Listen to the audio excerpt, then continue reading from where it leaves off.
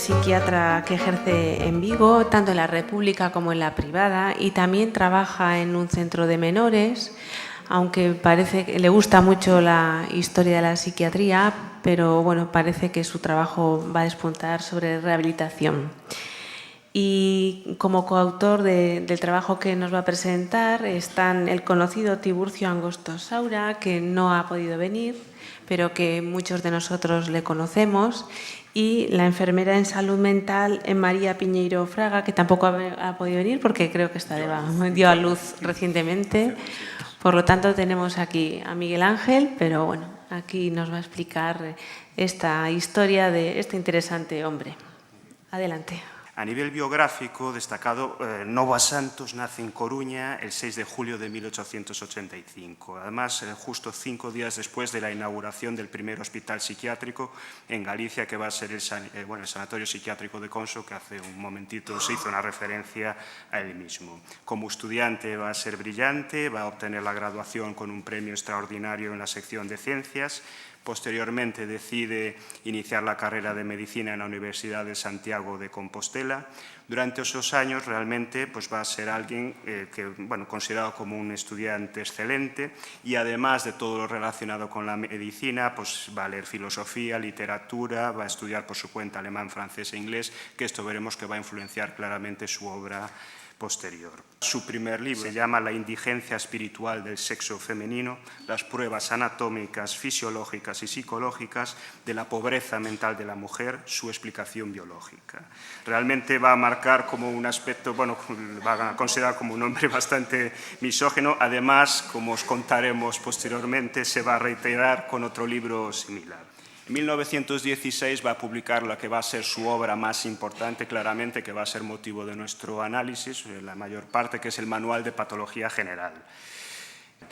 También para la realización de este análisis nos hemos apoyado en dos de sus biografías más importantes. Una es Una vida, una filosofía, de Fernández Teijeiro, y después Hombres que hicieron Galicia, de García Sabel.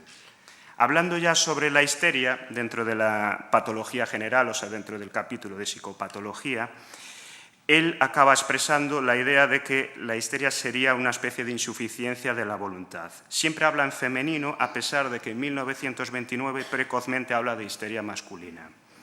Dice que las histéricas son inconstantes en sus deseos, mudables en sus ideas y versátiles en sus afectos.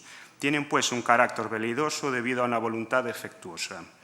Todas las diversas modalidades de su estado mental pueden resumirse en estas palabras. Las histéricas no saben, no pueden, no quieren querer, citando a Uchard. Incluso aprovecha en un discurso en el Parlamento republicano diciendo que el histerismo no es una enfermedad, sino la misma esencia de la mujer, y por ello es voluble, versátil, sensible de espíritu y con mucha emoción. Cuando habla de las crisis de histeria, se muestra receptible a un posible influencia externa para el desencadenamiento de las crisis histéricas, hablando de choques emotivos intensos o de ensueños terroríficos, que pueden actuar inmediatamente o bien de una forma retardada. Habla de una constitución especial de la histeria que califica de disposición histerógena. Se inscribe sobre todo a las ideas de la escuela de Nancy, definiendo la histeria como un estado emotivo morboso en el cual las reacciones adquieren una intensidad anormalmente alta bajo la influencia de los estímulos emocionales, quedando en ellos una especie de susceptibilidad para los excitantes de índole emotiva. También se va a adherir a la teoría de Dubois sobre el defecto psíquico en los histéricos, consistente en un insuficiente juicio sobre el valor real del suceso primitivo, el cual tiende a exagerarse. También hace referencia a las teorías freudianas sobre la histeria y su origen en un conflicto sexual, así como sobre el simbolismo del síntoma histérico, pero sin llegar realmente a tomar un claro partido. El siguiente tema que él trata dentro de la psicopatología sería el referido a la inteligencia, que una vez más va a aprovechar para hablar de todo lo relacionado con el género. De hecho, es un capítulo corto, pero bastante significativo. Realiza una división de los seres humanos en relación a su capacidad creativa o a su miseria intelectual.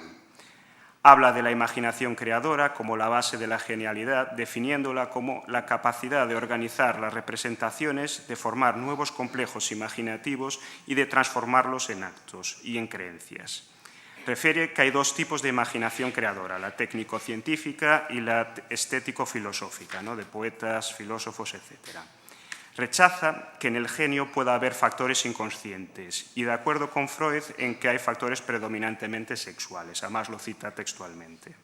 Y él en esta ocasión se va a preguntar, bueno, os lo voy a traducir porque él lo escribió en gallego, aparte de que las mujeres excepcionalmente dotadas desde el punto de vista intelectual no resisten a la comparación con los hombres de genio, parece que debemos admitir el hecho de que en tales mujeres se da una forma de inversión sexual de las cualidades mentales.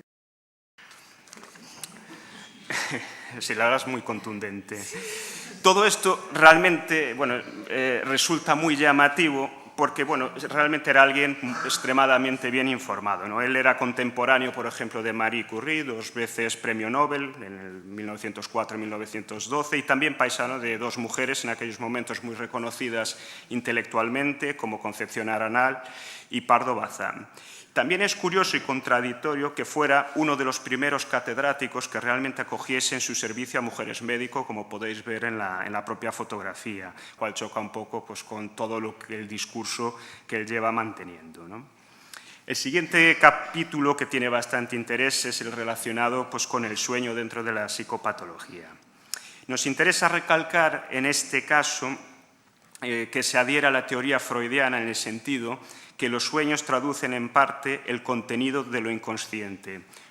Opina Novoa Santos que los ensueños pueden influir en la conducta vigil de las personas. Y dice textualmente, aunque no hayan conservado el menor recuerdo de las imágenes surgidas durante el dormir. También atribuye a los sueños la capacidad de ocasionar problemas somáticos.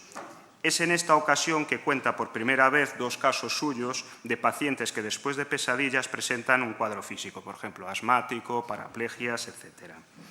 También pueden producir crisis histéricas o síntomas histéricos permanentes y acaba esa parte del capítulo diciendo que siempre se pueden poner de relieve mediante un psicoanálisis bien conducido. O sea, imaginaros esto en un internista, ¿no?, lo que sería hoy en día un internista.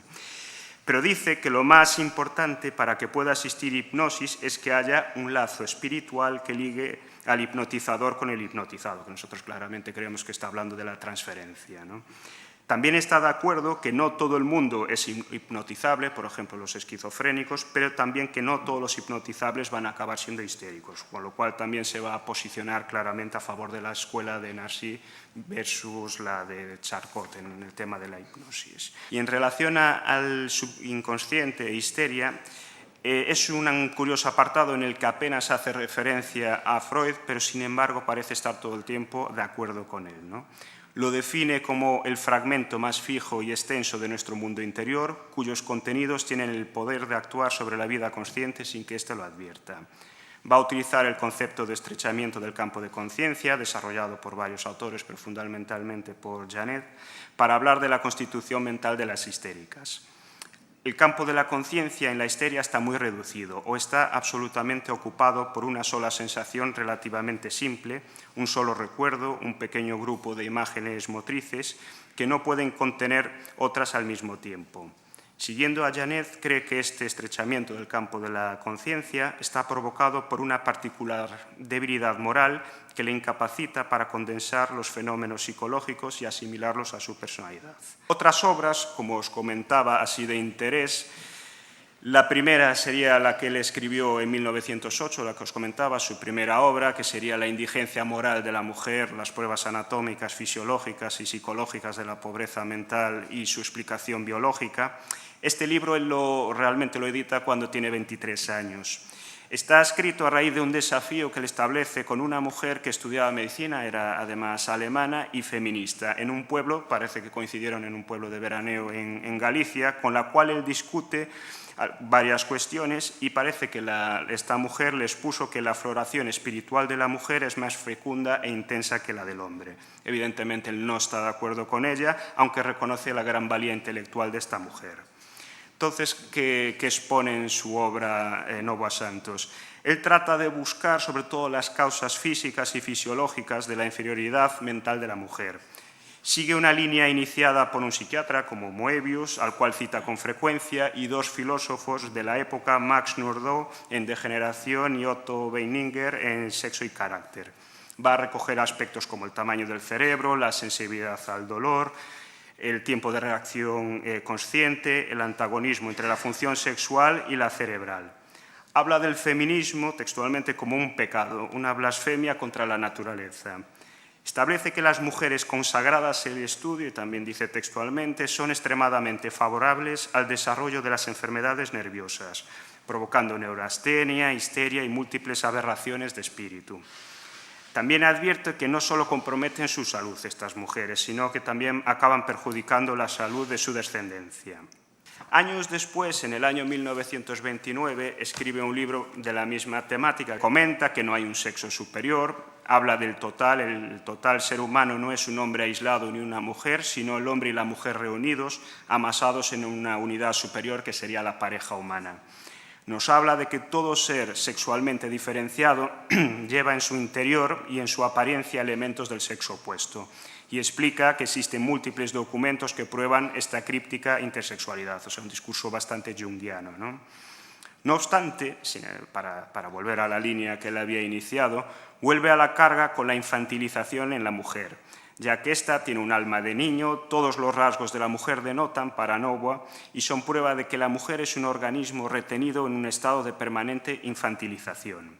Asimismo, también explica que esta infantilización está presente a nivel de la psique. Se trata de una psique histeroide, con predominio de la vida afectiva, exagerada labilidad del sentimiento, fragilidad de la voluntad, carácter versátil, caprichoso e irresoluto, tendencia a la fabulación, elevado egocentrismo. Así acaba definiendo la mujer como un infante que alcanzó la plena madurez sexual. Reconoce que va a haber mujeres preeminentísimas, pero en estos casos hemos de considerar su aristocracia mental como expresión de un estado de inversión de uno de los más importantes caracteres secundarios del sexo, haciendo referencia a términos como masculinismo, virilismo, masculinización de la mente humana, carácter varonil.